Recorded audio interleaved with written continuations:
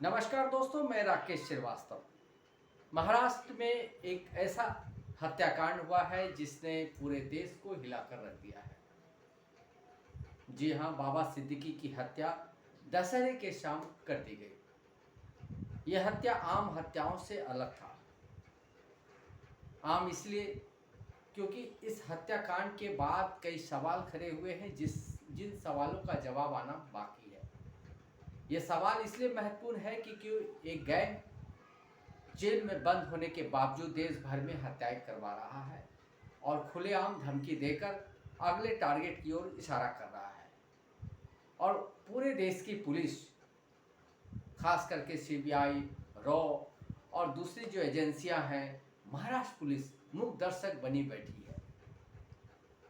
बाबा सिद्दीकी की हत्या एक ऐसे वक्त में की गई जब शहर में दशहरे की धूम थी और दशहरे का आनंद उठा रहे थे लोग। इस दौरान शहर में पुलिस की तमाम सुरक्षा व्यवस्था रहती है।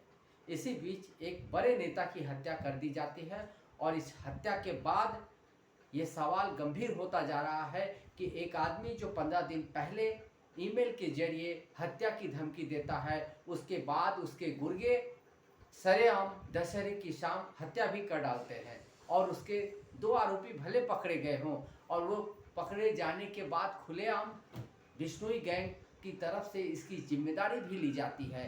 तो सवाल उठता है कि क्या इस देश में पुलिस और तमाम तरह के जो तंत्र है वो पीछे छूट चुके हैं।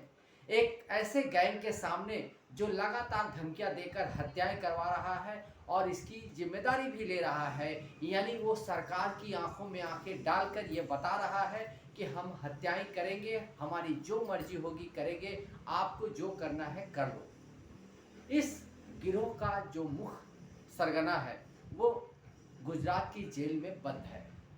उसके गुर्गे देश भर में फैले हुए हैं और इसके नेटवर्क अमेरिका, कनाडा और यूरोपियन कंट्री तक फैले हुए हैं। कहा जा रहा है कि इसके पास 700 से ज़्यादा शार्प शूटर्स है जो अलग अलग शहरों में इशारे मिलने पर हत्याओं को अंजाम देते हैं। इस हत्या ने कई तरह के सवाल खड़े इसलिए कर दिए हैं क्योंकि जिस बाबा सिद्दीकी की हत्या की गई वो एनसीपी के एक बड़े नेता थे। बॉलीवुड के जो तमाम स्टार्स हैं उनकी इफ्तार पार्टी में जाया करते थे। सलमान खान के साथ उनके करीबी रिश्ते थे और चूंकि सलमान खान बिश्नोई गैंग के निशाने पे है, इसलिए बिश्नोई गैंग की तरफ से बाबा सिद्दीकी को 15 दिन पहले ईमेल भेजकर धमकी दी गई थी कि आप सलमान खान के साथ अपनी करीबी को ख़त्म करें, नहीं तो आपके साथ बुरा होगा। और अगले 15 दिन के बाद उनकी हत्या कर दी जाती है। बाबा सिद्दीकी ने इस ईमेल को लेकर पुलिस से शिकायत तो नहीं की थी, लेकिन उन्होंने एनसीपी के अपने नेता अजीत पवार से इसके बारे में जिक्र किया था। इसके बाद अजीत पवार ने देवेंद्र फडणवीस को इसके बारे में बताया। देवेंद्र फडणवीस ने वायु श्रेणी की सुरक्षा देने के लिए प्रक्रिया शुरू भी की, लेकिन सरकारी प्रक्रिया होने की वजह से इसमें वक्त लगता है और इसी सरकारी प्रक्रिया के वक्त लगने के बीच में बाबा सिद्दीकी की हत्या कर दी जाती है। यानी बाबा सिद्दीकी की हत्या सरकारी लापरवाही का भी एक जीता जाता नमूना है। अगर समय रहते इस थ्रेट को गंभीरता से लिया जाता और बाबा सिद्दीकी को पुलिस की सुरक्षा मुहैया कराई जाती तो शायद आज बाबा सिद्दीकी जिंदा होते। लेकिन चूंकि सरकारी मामले थे, सरकार द्वारा इस मामले में कार्रवाई की जा रही थी, तो तमाम तरह की जो सरकारी कार्रवाई ढीले तौर पे चलती है, धीमी गति से चलती है, उसी तरह से उन्हें सुरक्षा देने की भी जो कार्रवाई है वो धीमी गति से चल रही थी।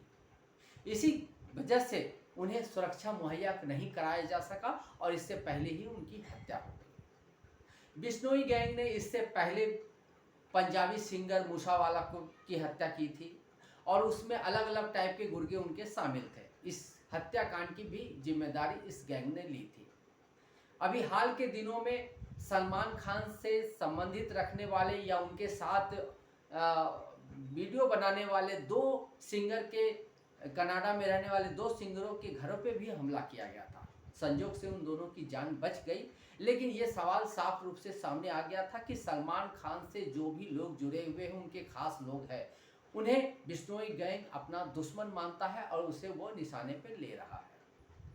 इस मामले को लेकर अब राजनीति तेज हो गई है। महाराष्ट्र से लेकर पूरे देश भर में जो भी नेता हैं विपक्ष के, वो इस पर सवाल उठा रहे हैं। राहुल गांधी ने इसे लेकर सवाल खड़ा किया और महाराष्ट्र सरकार पर इसकी जिम्मेदारी डाली। उसके बाद संजय राउत ने इस पर बयान दिया, शरद पवार ने इस पर बयान दिया, तमाम तरह के नेता इस पर बयान दे रहे हैं। सवाल ये भी उठ रहा है कि महाराष्ट्र में देवेंद्र फडणवीस गृह मंत्री है और उनके गृह मंत्री रहते हुए जिस तरह से महाराष्ट्र में एक के बाद एक हत्याएं हो रही है, राजनीतिक हत्याएं हो रही है, गैंगवार हो रहे हैं, क्या इसके बाद देवेंद्र फडणवीस को अपने पद से इस्तीफा नहीं दे देना चाहिए?